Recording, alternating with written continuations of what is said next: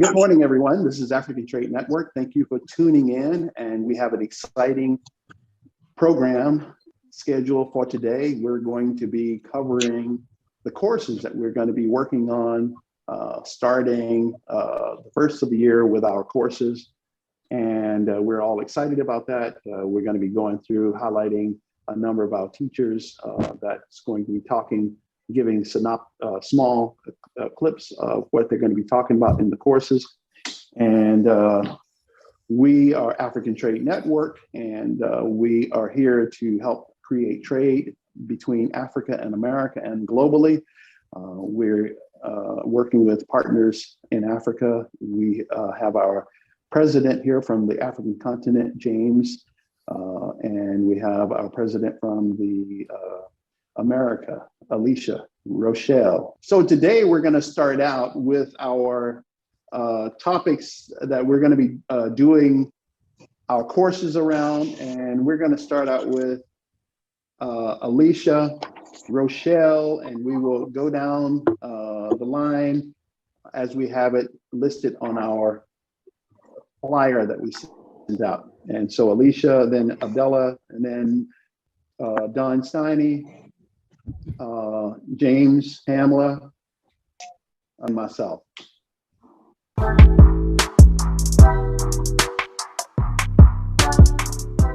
So I will be talking about gathering content, brand, setting up your brand, and setting up a calendar to be shared.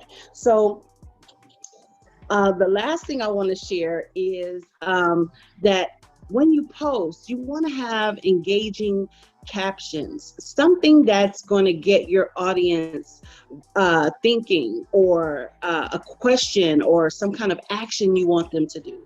So these are like 4 components to social marketing and social media and marketing is to have your brand, to have your content, to have your have engaging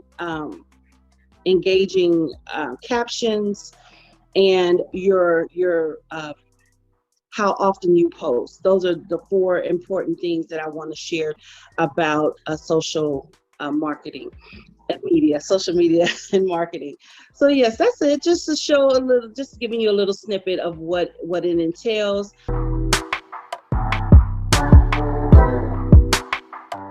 I'm going to step you through how to create a business plan that's basically a 1-page business plan that'll step you through presenting your business in a way that makes sense. Starting out with what problem you're trying to solve, how you're trying to solve it, who are your who would buy it, how you're going to make money, and just go through the various steps in creating a business plan that's something that's achievable, that you can do, and how to turn that business plan into something that you can present to employees, potential investors, and to customers, and something that's useful, and make it be something that you can actually do, and make it be possible for it to be useful and something that you can have and use for your business. And that's what I'm going to do.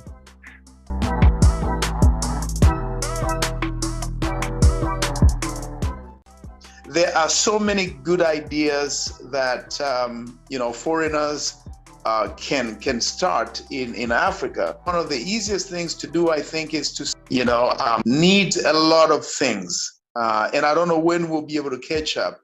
So there's always a gap and a demand in almost every sector you could imagine, and yet Africa is blessed with a lot of raw materials. I mean, you name it, from minerals to food to seeds to a whole lot, so all of that needs to be exploited and explored. So it will be a great joy. The Chinese people have really succeeded with working with the African continent. Yes, there are a lot of challenges happening here, straight from regulations, government policies, which are sometimes unstable, difficulties in getting established, and so on and so forth. But rather than giving up, the Chinese people have decided to go along and play our music until they have succeeded. So I think right now, the China is our greatest business ally and a greatest business partner in the African continent. And it's all because of a little bit of endurance and tenacity and trying to learn as they go along in working with us. Because yes, it's not that easy because of our leadership issues, which are known all over the world. So these are some of the things that I will be sharing in the courses, plus the really loved topic that I spoke about at some point about how people become billionaires on the African continent. I've done a lot of research around that area, and it'll be a great privilege for me to share some snippets during my time on how people do create wealth on the continent. Regardless of all the bottlenecks and all the challenges, it is still possible. So it would be a great honor for me to share on those courses.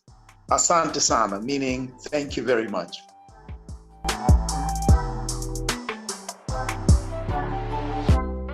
Our goal in my organization, personally, I want to educate and empower 50 million families and community to through the business opportunity in the financial industry. So that's what right now we are focused for. So our mission, no family left behind, because before those company $billions of dollars is not gonna knock the people door. So only our organization, we are not, our mission, no family left behind. We can help everybody, whether have the $50, $100, $1 million, we're gonna help them. And our concern, we focus for the financial education.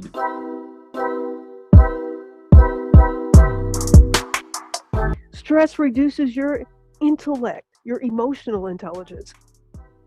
It has been shown that children who are in stressful environments, their IQ level is 15% lower than other children who don't live in the stress of poverty and domestic violence and gun violence and just the turmoil that some children go through.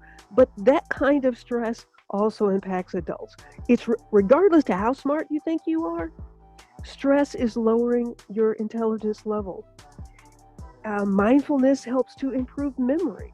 Statistics are now staggering at the number of people that's expected to be afflicted with this terrible thing called Alzheimer's. And it also helps connect you with who you are. Who did you come here to be? Who did you come here to be?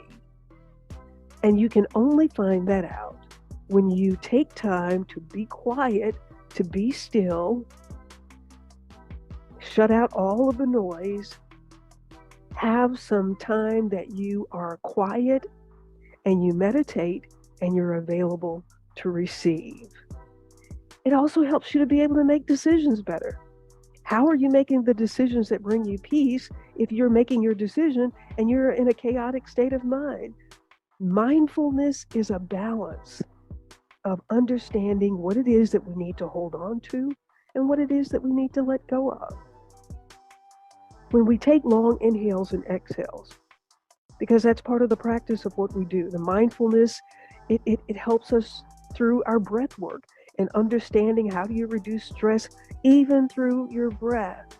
Taking moments to reduce stress and you being aware of the tools that you can use in your breath is the most powerful tool that you have.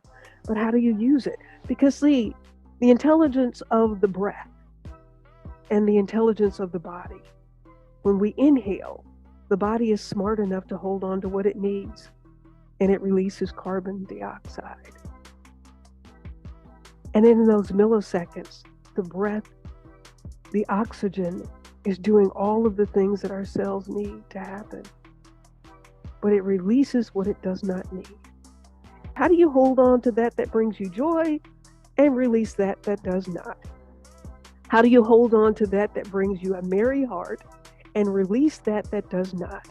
And the goal through our practice is to guide you to a place where your heart is lighter than a feather. Thank you so much. I look forward to working with all of you and spreading this message of mindfulness and the fact that peace does take practice.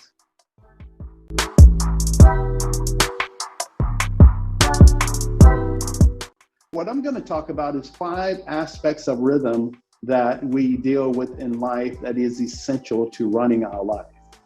The circadian rhythm. And what the circadian rhythm is anything that takes place within our lives within a 24-hour period. So circadian rhythm, I like to look at as being the bedrock of our life and our existence. So what time do you go to bed?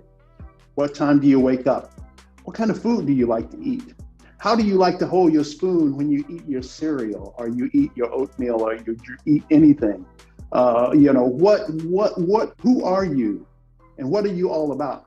Sometimes, Socrates, I think I brought this up before, Socrates mentioned know thyself. And it was said that on the top of every African temple, thousands of years ago, it was always said, know thyself. And that's where Socrates and many other people got these concepts from. But knowing yourself is essential, and that's circadian rhythm.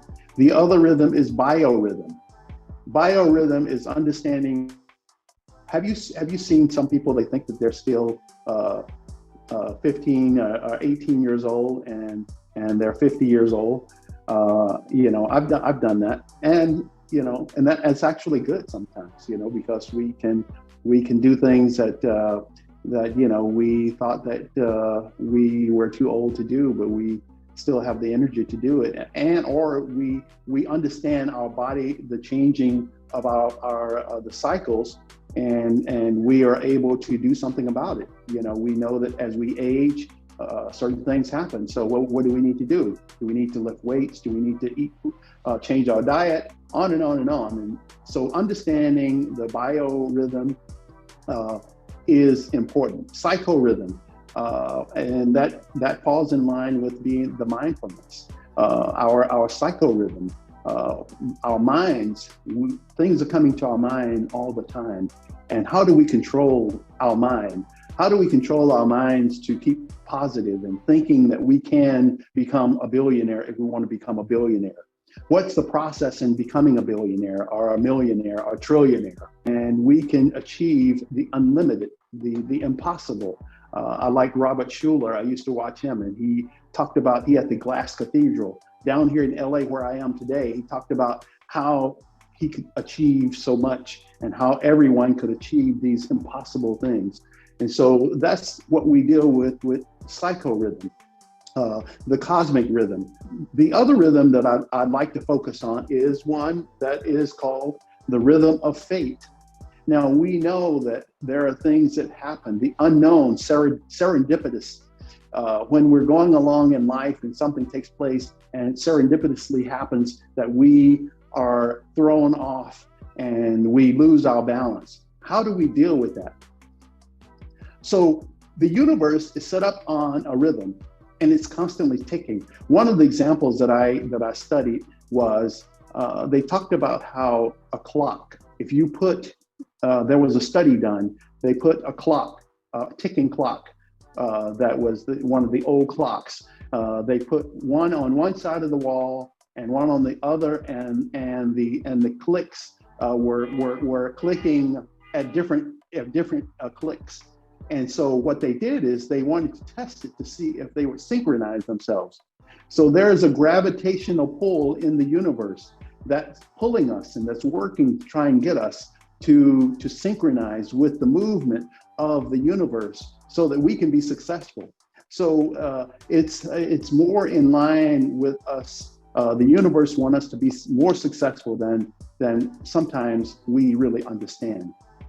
So it's looking at rhythm of fate.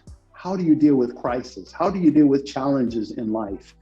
And so those 5 rhythms, what I like to do is to go through those, and I have 30 topics dealing with everything from finance, relationship, environment, education.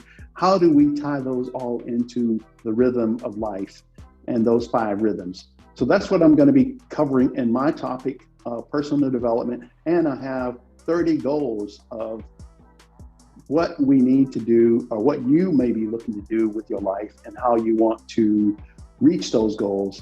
And this is how we will work with our members on helping them and coaching them and trying to see them reach those goals. And we are so super excited about that.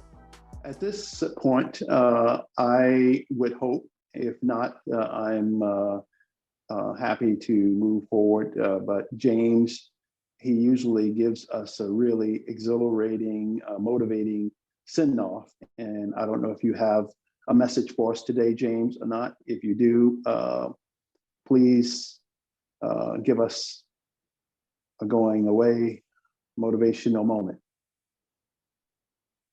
Thank you very much, Brother Franklin Marshall. Really appreciate this opportunity.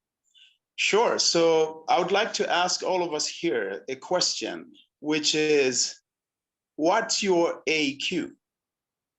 What's your AQ? I know many of us have heard of the IQ, and right about now, EQ, which stands for emotional quotient. But then there's another quotient nowadays known as adversity quotient. What it means is that in your journey as an entrepreneur, you will meet with adversity. You will meet with a lot of challenges. And the most successful entrepreneurs in the world, and that's my hobby, by the way, studying the most successful people, have one quality in common. Many of them have a strong AQ. And, you know, I know this for quite a long time, but in 2014, I had an opportunity to come to the US to attend a global leadership summit. And then one of the speakers on the conference, named Angela Duckworth, and you might want to Google her name, gave a very riveting talk, which she titled Grit, G-R-I-T, the power of passion and perseverance. She said on that talk that she did a long time study of the most successful people in America and across the world.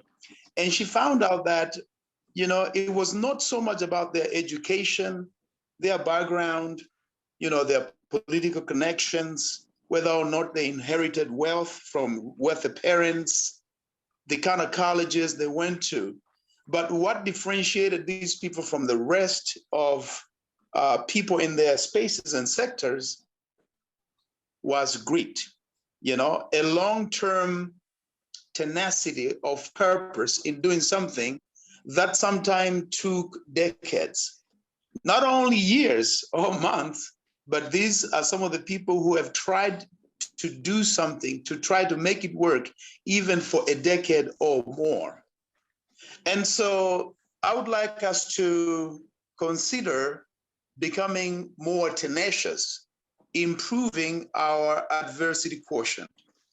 You know, and sometimes it's not so much about long time or, you know, long periods of time.